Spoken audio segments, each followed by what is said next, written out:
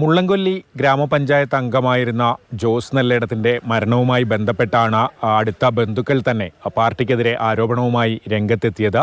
കോൺഗ്രസിനകത്തെ group പോരാണ് ജോസിന് മനോവിഷമമുണ്ടാക്കിയത് എന്നാണ് അടുത്ത ബന്ധു തന്നെ മാതൃഭൂമി ന്യൂസിനോട് പറഞ്ഞത്. അതിൻ്റെ ഒരു കുറ്റം ഇവൻ്റെ മേൽ ചാർത്തിക്കൊണ്ട് ഇവിടെ സൈബർ ആക്രമണങ്ങൾക്ക് നല്ലോണം നടന്നു.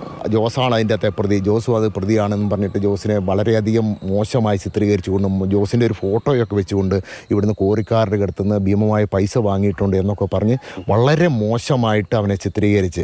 ജോസ് നെല്ലേടത്തിന്റെ മരണത്തിന് കാരണമായത് കോൺഗ്രസ് ഗ്രൂപ്പ് വഴക്കാണോ എന്ന ചോദ്യത്തിന് അത് പൂർണ്ണമായും നിഷേധിക്കാൻ DCC നേതൃത്വം തയ്യാറായിട്ടില്ല. കോൺഗ്രസ്സുകാരാണോ ആരാണോ തീരുമാനിക്കേണ്ടത് പോലീസാണ്. പോലീസ് ഈ ബോഡി പോസ്റ്റ്മോർട്ടത്തിന് ശേഷം അതിനോടൊപ്പം തന്നെ അദ്ദേഹം അവസാനം എഴുതി വച്ചിരിക്കുന്ന അദ്ദേഹത്തിൻ്റെ മരണത്തിൻ്റെ കുറിപ്പും പോലീസ് കണ്ടെടുത്തിട്ടുണ്ട്.